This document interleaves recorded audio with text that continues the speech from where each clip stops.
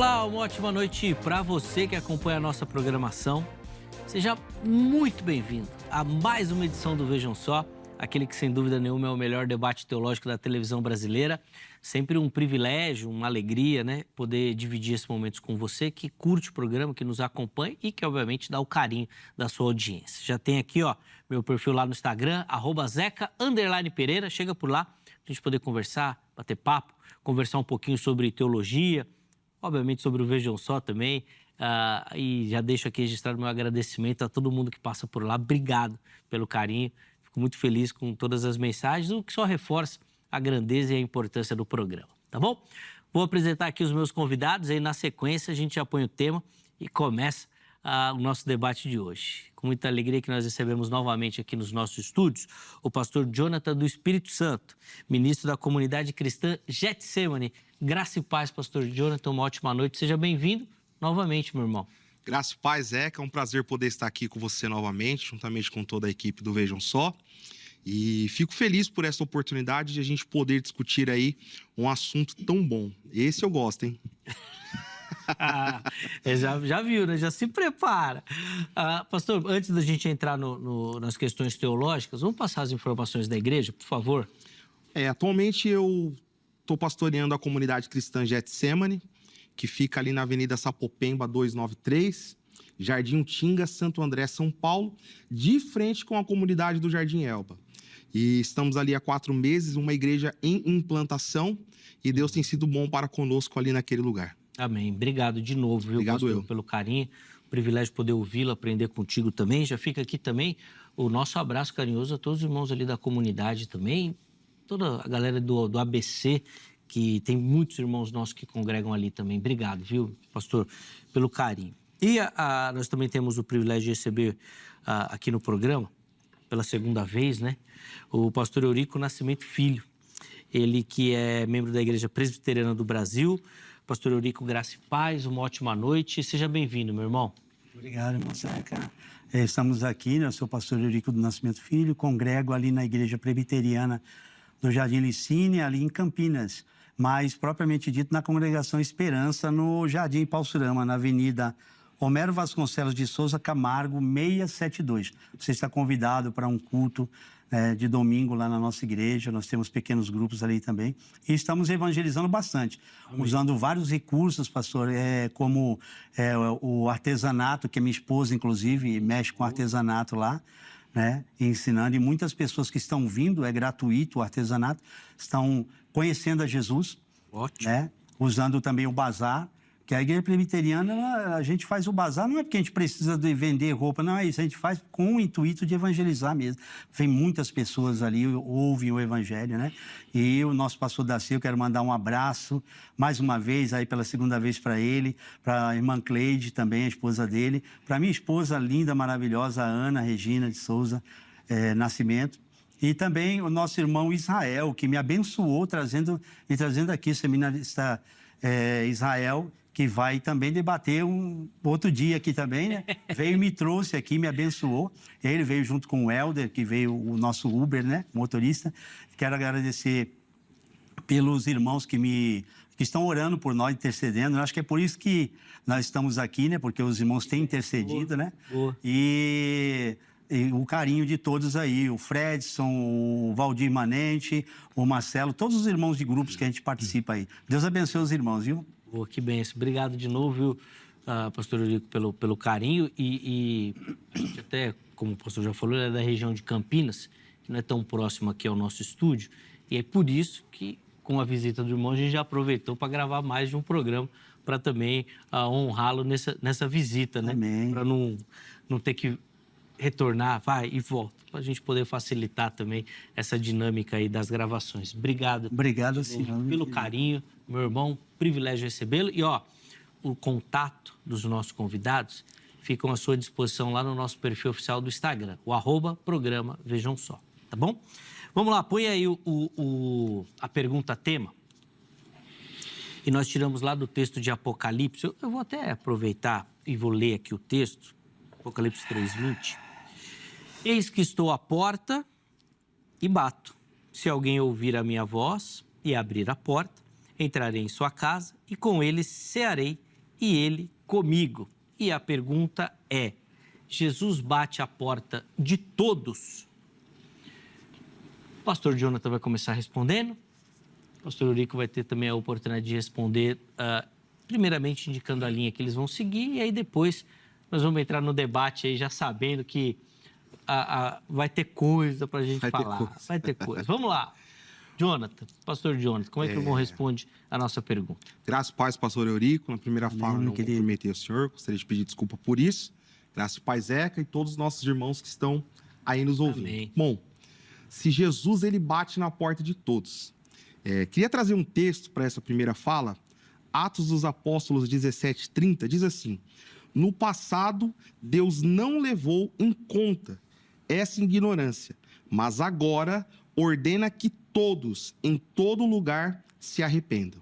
Bom, se esse texto aqui expressamente diz que há uma ordenança da parte de Deus de que todos, em todos os lugares, se arrependam, eu consigo deduzir por consequência de que existe sim a intenção e o desejo da parte de Deus de alcançar todas as pessoas que estão na face dessa terra.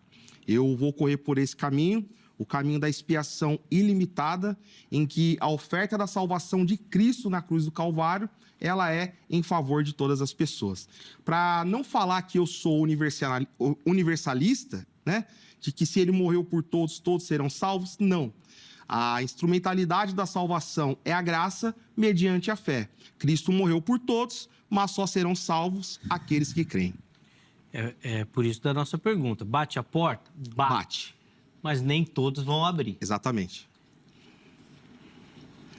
E aí, pastor Eurico, como é que o irmão responde a nossa pergunta agora?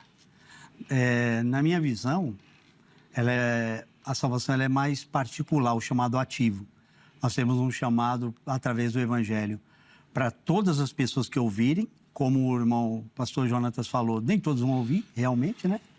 Mas que ela é particular, a expiação é particular, ela é definida, porque até a presciência deveria ter uma definição, senão fica aberto. Quem é que vai ser salvo e quem não vai? É lógico que na eleição, a gente fala de eleição incondicional, mas a salvação, ela tem condições, que é a fé, ela já predispõe a fé para que o eleito seja salvo, são caminhos que Deus já preparou já.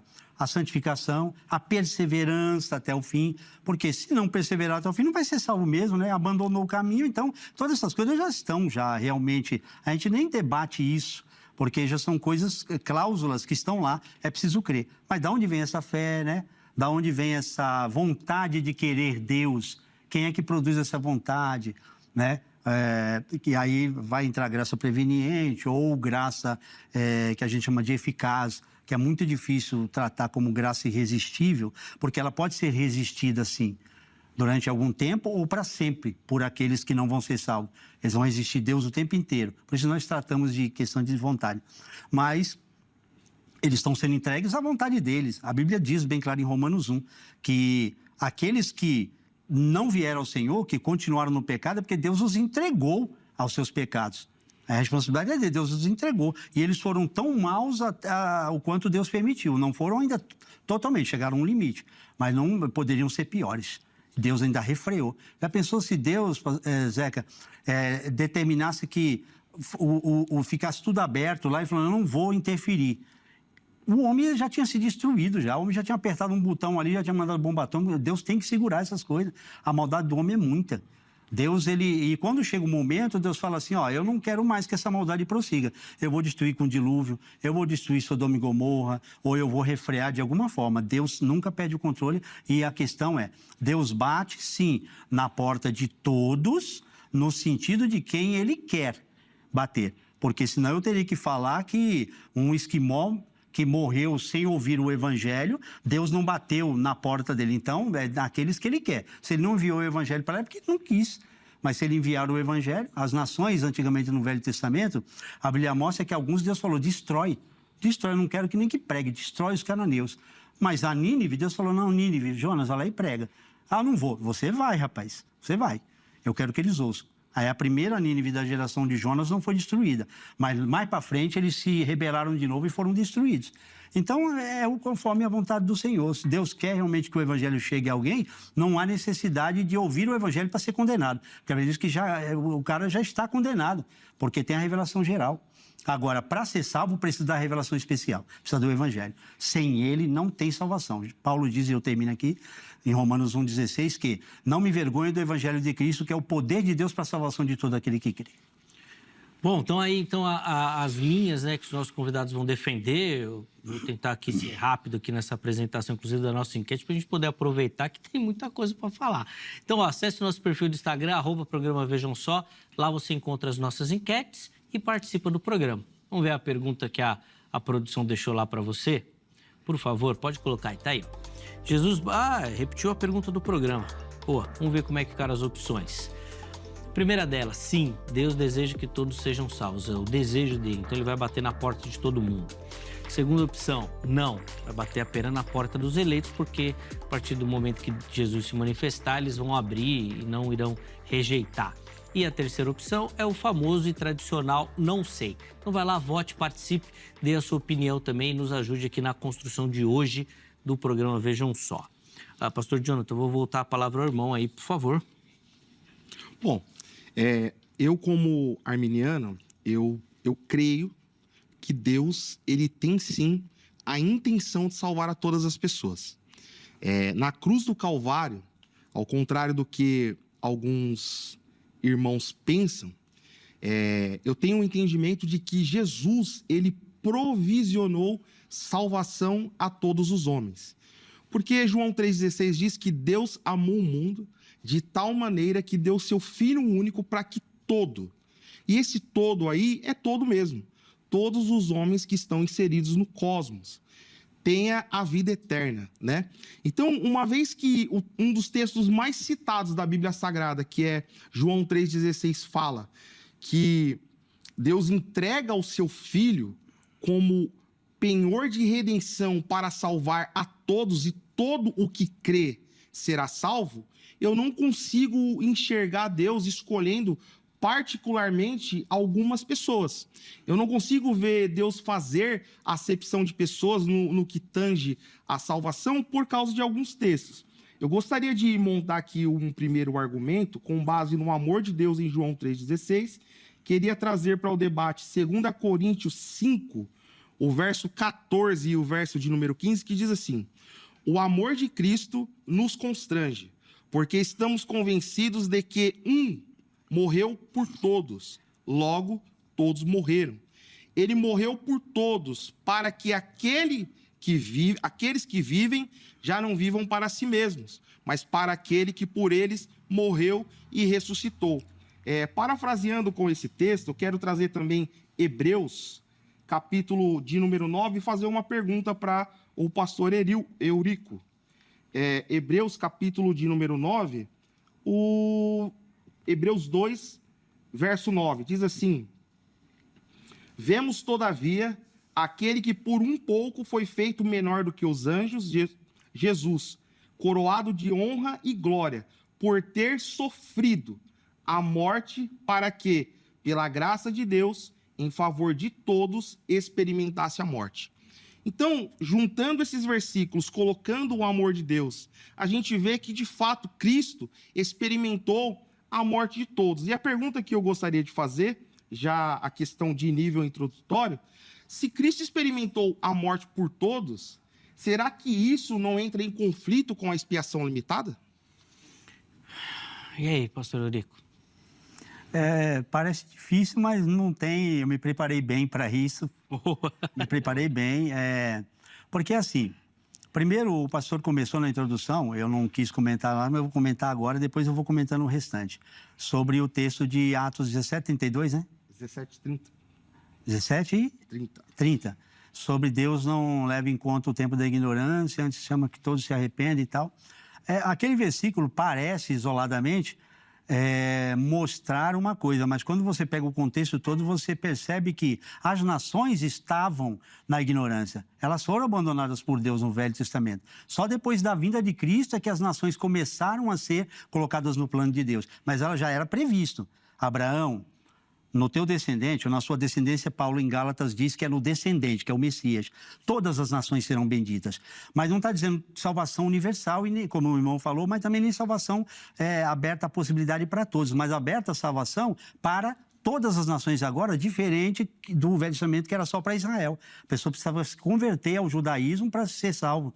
Precisava fazer parte da família judaica, se considerar ou obedecer às leis, preceitos de Israel.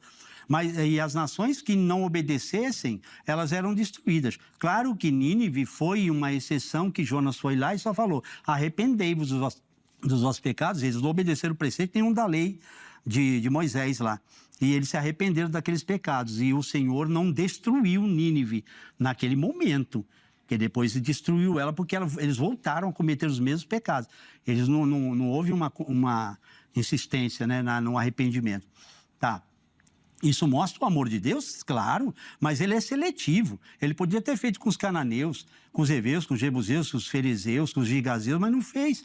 Por que não fez com Sodoma e Gomorra? Por que ele não operou os mesmos sinais que operou em Cafarnaum?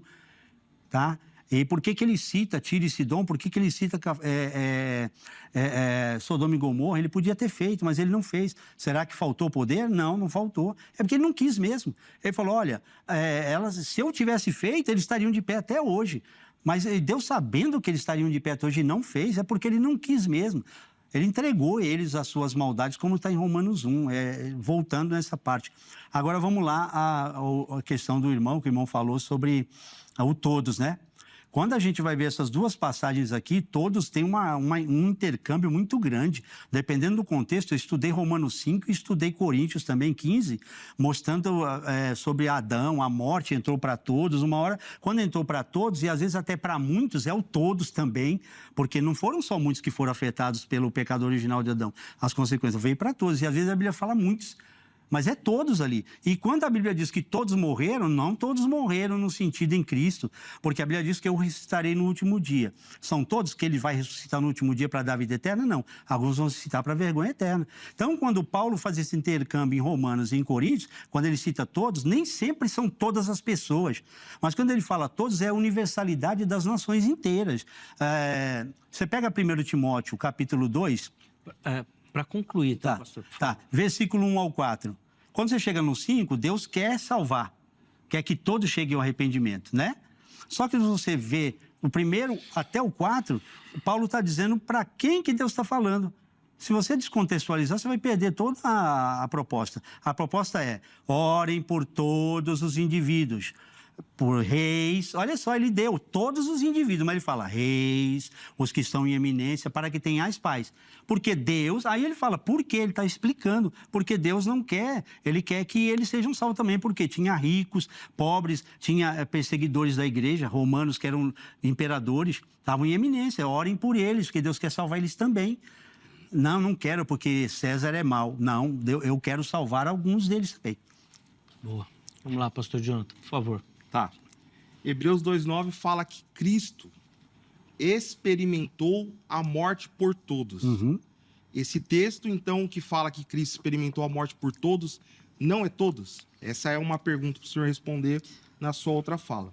Tá. Agora, o texto de 1 Timóteo que o senhor cita, falando que o verso 4, né, que normalmente é o verso que a gente traz para o debate, diz assim: que deseja que todos os homens sejam salvos e cheguem ao conhecimento da verdade. Pois há um só Deus e um só mediador entre Deus e os homens, Cristo Jesus, o qual entregou a si mesmo como resgate, acho que é o termo agorazo, por todos. Esse foi testemunho dado no seu devido tempo. Quando o senhor pega essa parte aqui que fala que Deus deseja que todos os homens se arrependam, dentro do mesmo contexto, no verso de número 6 diz que ele se entregou a si mesmo como resgate por todos, e o Senhor faz o link dizendo que essa salvação, essa entrega e esse desejo de Deus salvar está linkado com as pessoas do verso de número 2, que são as pessoas em eminências. Eu queria fazer uma pergunta. Já que Cristo morreu por essas pessoas, que o texto mostra como o Senhor está falando, a pergunta é: na história da humanidade, houve muitas pessoas que estavam em eminências que eram ímpias.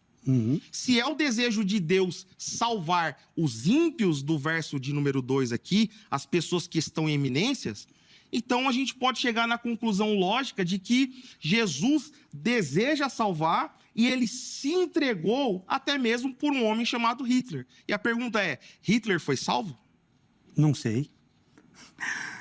Eu não posso dizer a última hora de Hitler. Dizem que ele se matou até a mulher e jogaram o corpo dele fora do banco. Eu não sei. O senhor entende o que eu estou querendo dizer? Eu entendi, a Bíblia fala que Jesus experimentou a morte por todos. 1 Timóteo 2, o verso 4, fala que Deus deseja que todos os homens sejam salvos. Aqui revela o desejo de Deus. E o verso de número 6 fala que ele entregou a si mesmo como resgate. E a palavra resgate aqui, ela sempre traz a ideia de um preço pago por alguém, sempre associada ao termo de salvação. Se a gente linkar tudo que o senhor falou a respeito desse texto e condicionar ele a respeito só de pessoas que estavam em autoridade, em eminência, a gente consegue reduzir o plano salvífico de Deus somente a esses tipos de pessoa. Então, a linha de Hebreus 2,9, que fala que Cristo experimentou a morte por todos, ela me parece ser mais conivente com aquilo que alguns outros textos que eu vou trazer demonstram na Bíblia Sagrada. Porque se o amor de Deus, ele é manifestado, Tito 2,11 diz que a graça de Deus se manifestou salvadora a todos os homens. Sim. Como é que eu vou conseguir compreender que no plano de salvação de Deus, ele decidiu escolher somente algumas pessoas? Não seria injustiça da parte de Deus? Aí vai pular lá para Romanos capítulo 9, que nós sabemos que tem um link com Gênesis capítulo 25. Ali Paulo não está falando de indivíduos, está falando de nações que estavam ali naquele ventre. Então meio que não tem para onde correr, sabe? Quando a gente faz uma amarração nos textos bem amarradinho. Esse é o meu ponto de vista aí, tá? Ai, não tem para onde correr, é bom. Aí é bom. Eu devia ter avisado antes, acabei esquecendo, tá, pastor Jonathan? Eu vou pedir desculpa pro irmão, mas o pastor Eurico vai fazer a última fala aqui do bloco e a gente vai pro intervalo, tá bom? Aí depois a gente volta e continua a conversa. Tá bom.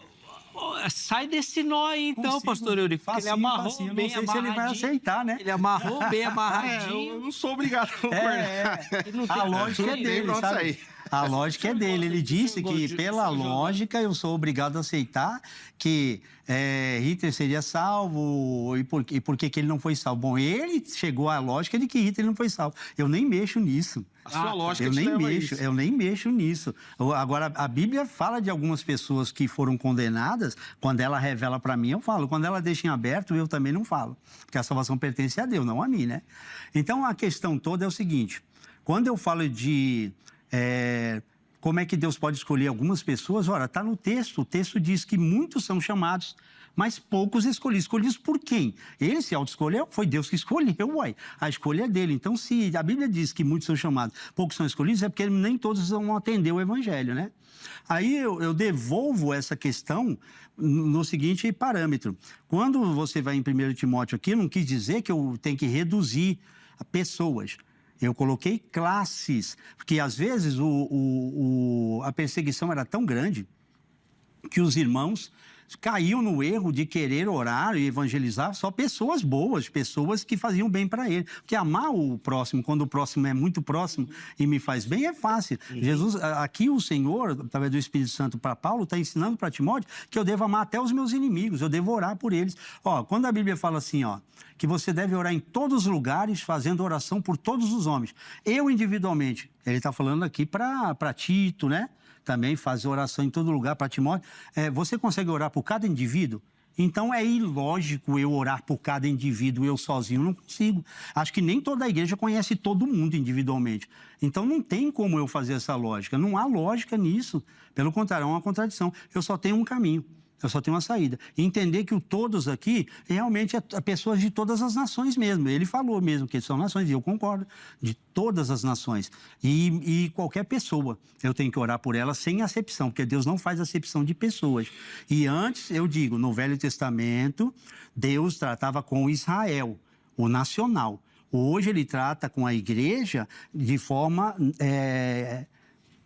não mais uma nação.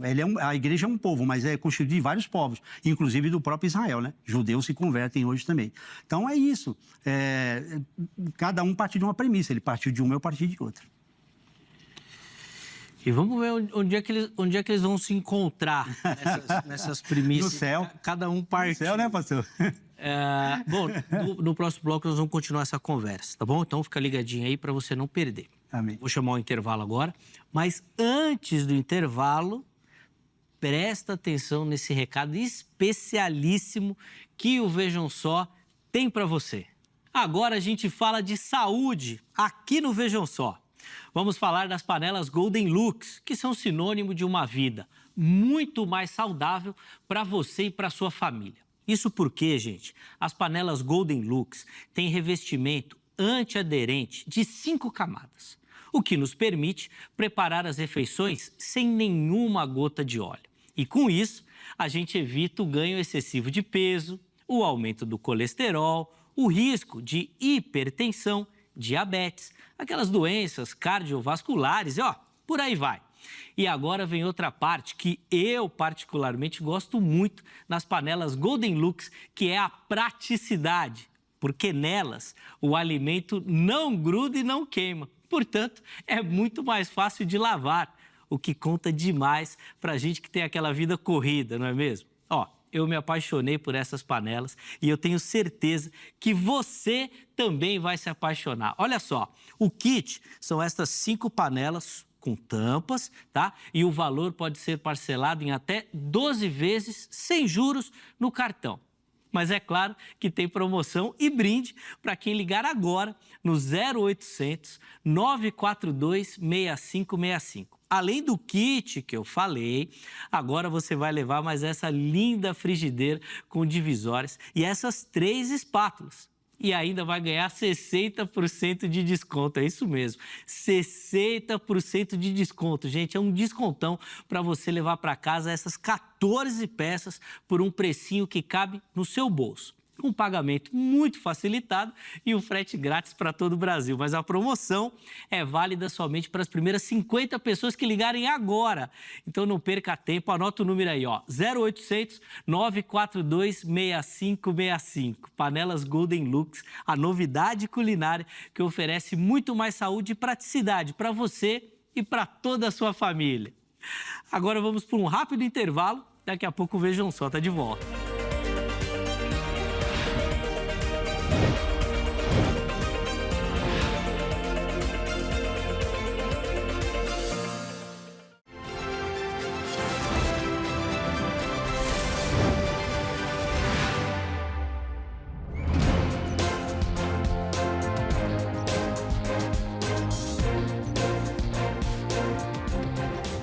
Muito bom, já estamos de volta com o Vejam Só, intervalo rapidinho aí na nossa conversa. Hoje, respondendo a pergunta, né, Jesus bate à porta de todos, recebendo nos nossos estúdios o pastor Jonathan do Espírito Santo, pastor Eurico Nascimento Filho, que já no primeiro bloco aí já deram as suas observações e tal, e agora nós vamos continuar essa conversa. Antes, inclusive quem vai começar o bloco é o pastor Jonathan, antes dele começar a fala dele, deixa eu só reforçar com você um recado que a gente sempre dá aqui no Vejam Só, que é da Agrade, Academia Teológica da Graça de Deus, parceira do Vejam Só. Vem estudar teologia, vem se preparar para o trabalho ministerial com a Agrade. Código 11 3115 0819 é o telefone da Agrade. Anota aí, 11 3115 0819.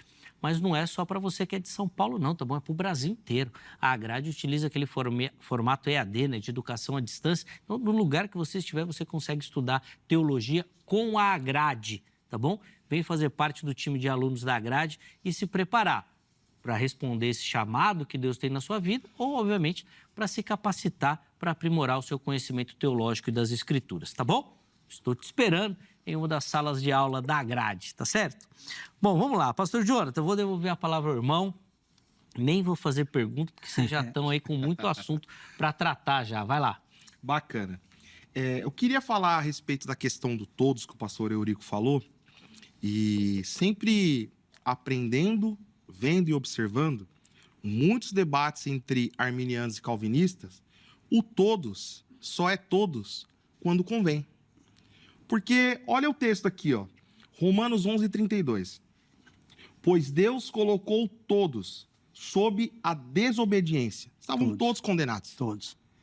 Para exercer misericórdia para com todos. Então, se o todos só é todos quando convém, e esse texto de Romanos 11:32, ele é claro, e diz que todos estavam em desobediência, condenados, afastados, como diz Romanos 3:23, Romanos 6:23, todos pecaram e destituídos da glória de Deus estão.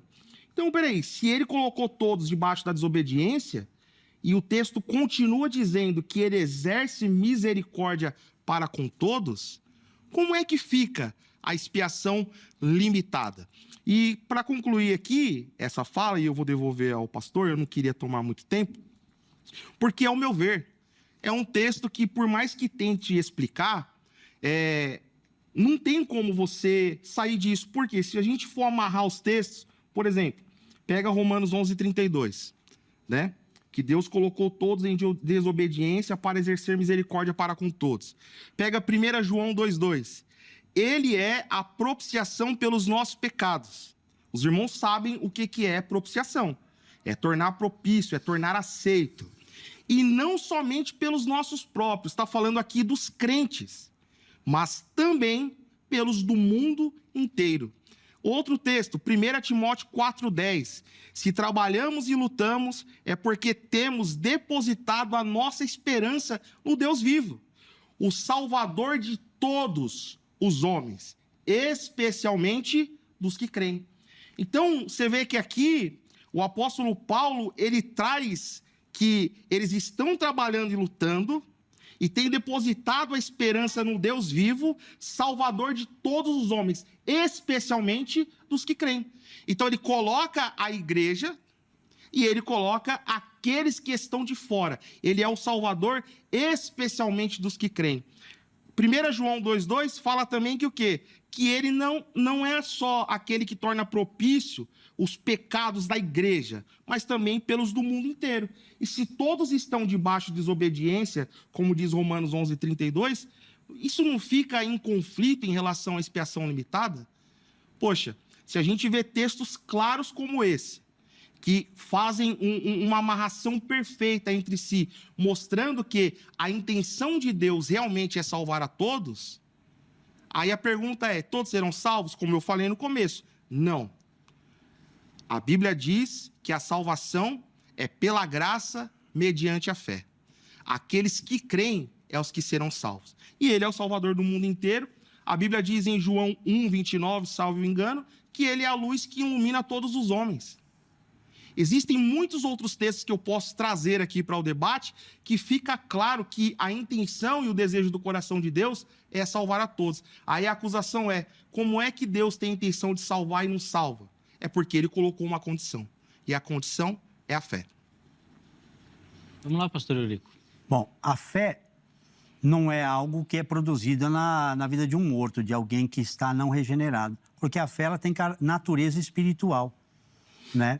Que é um homem morto em seus pecados consegue ter essa fé de Hebreus 11. Ora, a fé é o firme fundamento das coisas que se espera e a prova das coisas que não se veem. O homem natural não anda por fé. Paulo diz, nós andamos por fé, porque nós não estamos olhando para isso aqui, estamos olhando para o futuro. Nós aguardamos, temos esperança. Eles não têm esperança no mundo. Eles nem conhecem Jesus. Como é que eles vão ter essa fé em Jesus? Não tem. É só aquele que realmente creu. Eu olho numa ordem lógica que a eleição vem primeiro, depois a fé. Ordem lógica, tá? Eu não estou olhando ordem no sentido de temporal. Na temporal, aí vai vir fé e justificação. Fé e justificação. Você só é justificado pela fé, não é? A eleição vem antes da fé? A eleição vem antes da fé. Deus decreta primeiro a eleição na eternidade. É o que o calvinista pensa. E não é o calvinista lendo a Bíblia... não é o que a Bíblia diz. Não, o que o calvinismo tem de leitura na Bíblia é que Deus decretou antes, né? Eleger pessoas. Sim. Porque senão ficaria aberto. Sim, No futuro, vai salvar só aqueles realmente que ele já viu. Então, até a presciência vai ter que estar fechada. Uma questão... vai ter que estar fechado esse número de pessoas, não tem jeito. Quando o irmão falou que todos aí a gente faz quando convém, interpreta quando convém, ele citou versículos que eu olho assim, É porque o irmão está fazendo uma hermenêutica circular. A hermenêutica circular é pegar um versículo aqui, outro ali, outro aqui, outro aqui. Lê o texto inteiro, pega o versículo para entender, numa hermenêutica espiral você vai ver o que o autor queria dizer de verdade. Não se interpreta a Bíblia com versículos isolados. Tanto que a gente tem duas regras aí de hermenêutica. Uma é que não se faz doutrina com versículos isolados, tá? E a outra eu esqueci agora, mas tudo bem, não é o caso aqui, porque nós não estamos dando aula de hermenêutica. Mas se faz uma hermenêutica espiral, pegando os correlatos, os vizinhos, para poder entender. A Bíblia é uma revelação de aliança, ela é harmônica, de Gênesis a Apocalipse, é uma história do começo ao fim. O Senhor já começa a falar do Messias lá no Velho Testamento, já em Gênesis 3,15. E vai trabalhando essa mulher, a mulher que vai dar à luz. Chega em Apocalipse, fala dela de novo, só que ela tem asa. Sempre ela é uma revelação paralelo progressiva. Deus não revela tudo de uma vez. Tanto que a própria doutrina da Trindade foi revelada implicitamente no Velho. No Novo é que ela é mais clara. Por isso que atacam muito a doutrina da Trindade, dizendo que no Velho não tinha. Tinha sim, mas estava implícito. Revelou-se mais claramente no Novo Testamento. Como é que eu provo que o Senhor revela devagar as coisas e às vezes tem que fazer o correlato de tudo para poder entender o que ele queria dizer? Porque a gente vai ver coisas citadas no Velho Testamento sem muita explicação e no Novo Jesus vem explicando, e os apóstolos, que eles nem conseguiam entender quando Jesus veio. Jesus falou, eu não pude falar tudo para vocês não conseguem compreender. Quando o Espírito Santo vier, ele vai revelar o restante, porque é gradativo. Então, esse todos, eu não posso pegar um versículo e dizer, como convém, porque todos aqui é todos, mas quando se diz morreu por todos, não é todos. Por que morreu por todos? Porque esses todos que ele morreu vão ressuscitar no último dia. A morte de Cristo é a nossa morte. A Bíblia diz que Deus vai usar o mesmo poder que ele usou para ressuscitar Jesus, é o mesmo poder que ele usa para ressuscitar o eleito, o que crê. Agora, condicionar a graça ou a salvação à fé, tudo bem. Eu já concordei isso já com o irmão, e vamos concordar de novo, que a eleição é incondicional para nós, mas a graça tem condições, que é a fé. E quando a Bíblia diz que Deus é salvador de todo mundo, especialmente do que crê, é justamente a graça especial, porque ele é salvador de todo mundo, porque no mundo inteiro você tem que pregar o evangelho. Jesus falou, ide por todas as nações, você tem que pregar, mas a salvação especialmente é para o que crê, ou quem não crê vai ser salvo. Não vai, o irmão acabou de dizer que não vai, só o que crê, não é isso? O grande problema desse pensamento, Zé, se você me permite, claro, vamos lá, é que retrata Deus fazendo acepção de pessoas. Ele poderia salvar a todos, mas ele não quis salvar a todos. Esse é o problema. Aí, o Deus que fala para mim amar o meu inimigo, ele não ama as suas criaturas de igual modo, de provisionar salvação para todas as pessoas. A Bíblia fala que aquele que pode fazer o bem e não faz, peca. Então, como é que eu consigo olhar para a pessoa de Deus, olhar para esses textos em que ele fala para mim amar, para mim fazer o bem, porque se eu não fizer é pecado, e ver ele escolhendo um grupo A e condenando um grupo B? Mas ele é seletivo. A Bíblia diz que ele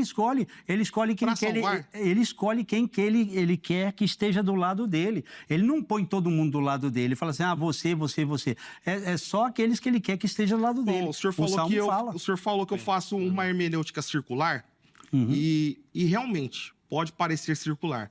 Mas aqui eu estou construindo o meu argumento amarrados em textos bíblicos. Sim. Eu coloquei 3 textos aqui e o senhor não respondeu nenhum deles. Por quê? Porque eles estão concatenados entre eles. E aí eu vou colocar mais alguns textos aqui para o senhor entender que... Mas aqui é muito texto. Se eu fazer a hermenêutica de cada um, não vai dar tempo. Não, mas é assim, o que o senhor falou eu respondi, eu falei circular. De todos que o irmão falou, não sei citar. Só que assim, se todos estão debaixo de desobediência, para fim de usar de misericórdia para com todos... Peraí, então o todos em desobediência, que nós sabemos que é o pecado original de Adão, que colocou todos na condição de condenação, como é que a parte B do versículo vai tratar de pessoas do mundo e não de todos que estavam condenados? Eu não consigo entender. Por mais que eu faça uma teologia circular, como o pastor Eurico falou, o Romanos 11:32, ele mostra o estado de condenação eterna de todas as pessoas, porque todos estão debaixo de condenação, estão ali nivelados, debaixo, todos. Aí a parte B do versículo que fala que ele vai usar de misericórdia para com todos, aí não é todos, são pessoas do mundo inteiro. Como que o senhor consegue me explicar isso daí? O pastor Eurico vai responder e depois nós vamos para as considerações finais, tá? Para as conclusões. Vamos lá, pastor, por favor. Bom, o irmão pediu uma exegese. Eu vou fazer uma exegese de Romanos 5 que o irmão leu e eu vou ler vários versículos e vai ficar perguntas implícitas aqui. E eu vou sempre dizer, todos aqui é todos? Muitos aqui é todos? Ou um é todos? Tá? Olha só para o irmão entender que fazer, todos mas eu nem gostaria sempre... do Romanos 11:32. Tá, não, mas eu preciso primeiro aqui. Aí eu vou lá em Romanos 11:32. Olha só.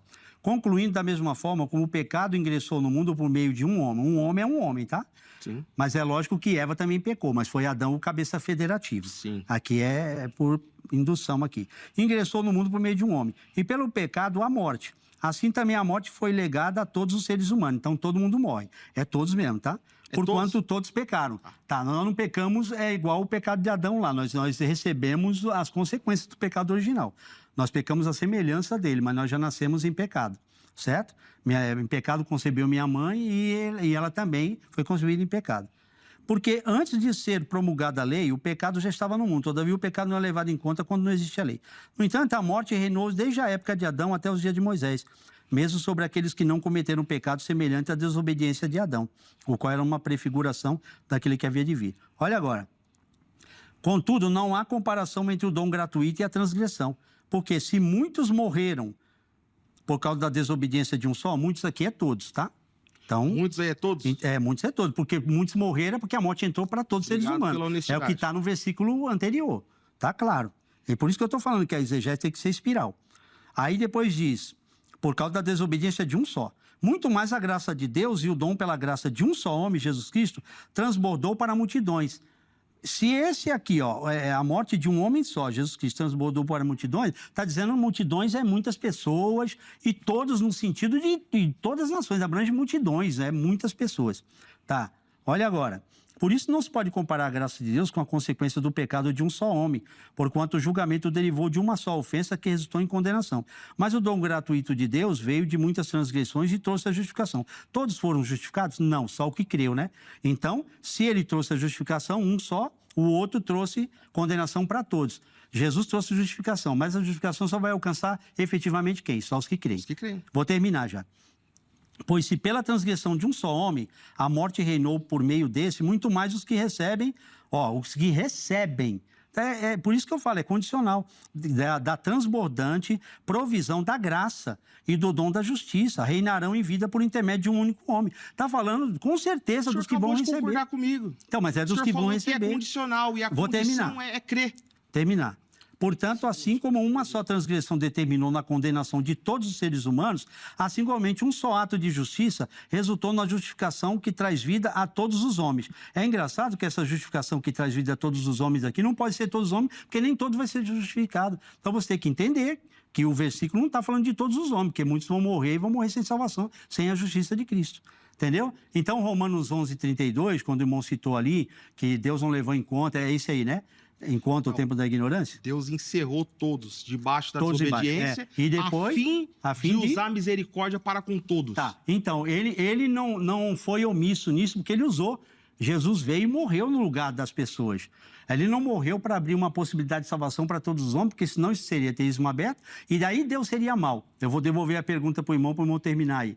Você perguntou para mim assim, se Deus pode e ele não faz, porque não quer, então ele é mau. Então eu pergunto assim, se Deus pode e poderia salvar todo mundo e não salvou, então ele é mau também? É vice-versa. Ele pode, mas não quer. Ou ele pode, mas não consegue. Virou do avesso. Nós vamos ficar interminantemente pensando que Deus é mau. Mas o alvo não é a maldade de Deus. O alvo é que Deus faz o que quer. Em Romanos 9, terminando, ele falou bem claro. Quem és tu que julgas o que Deus faz?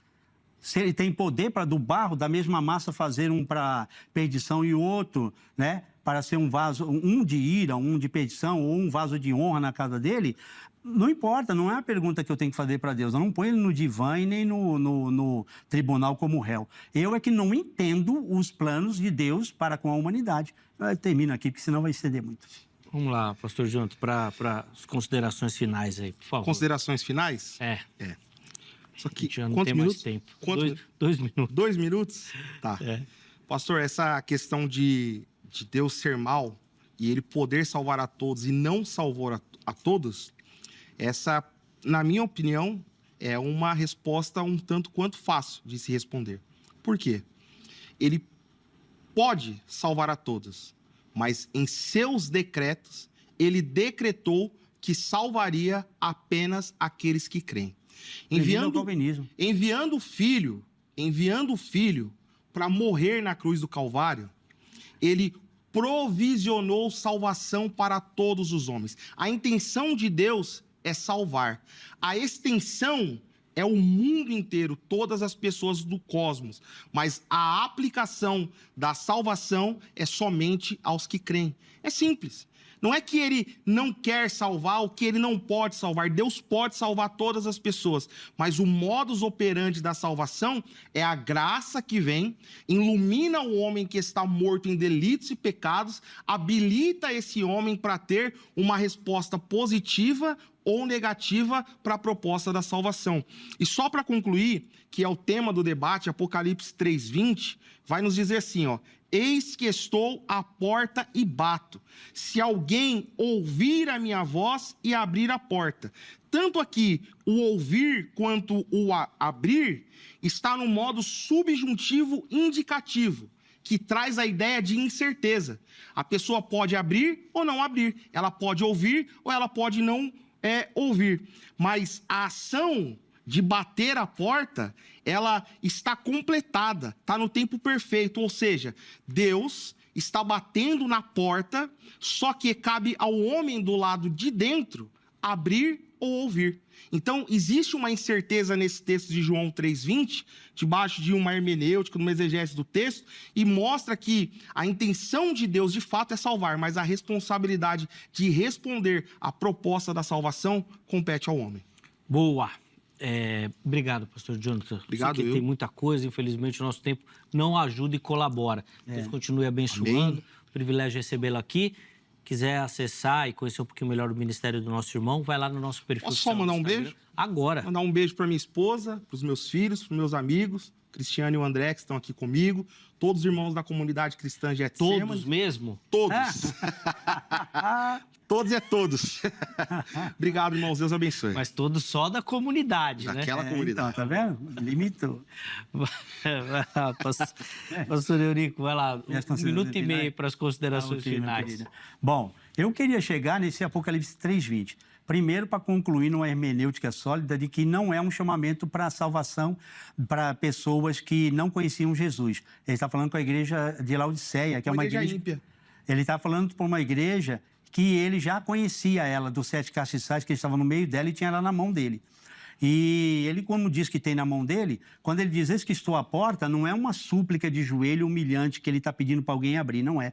Tem outros textos que mostram que Deus abre a porta de alguém para ouvir o evangelho. É Deus quem abre a porta da salvação, abriu porta para Paulo pregar, para pessoas ouvirem e pessoas crerem. É que não vai dar tempo, tem muito, tá?